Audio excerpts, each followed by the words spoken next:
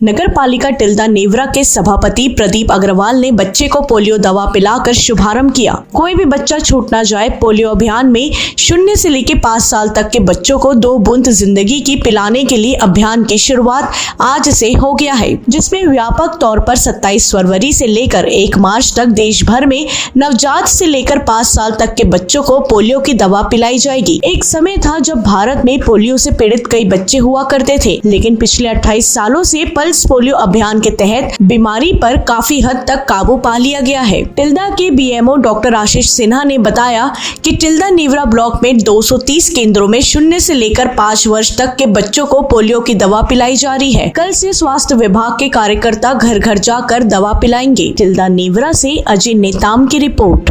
अभी pulse polio अभियान का चरण चल रहा है, तो मैं ज़्यादा से ज़्यादा लोगों को बोलना चाहता हूँ कि वो अपने बच्चों को लाएं और पल्स पोलियो की 2 बूंद पिलाएं, जिससे ज़्यादा से ज़्यादा बच्चे लोग, कोई भी बच्चे छूटना नहीं चाहिए।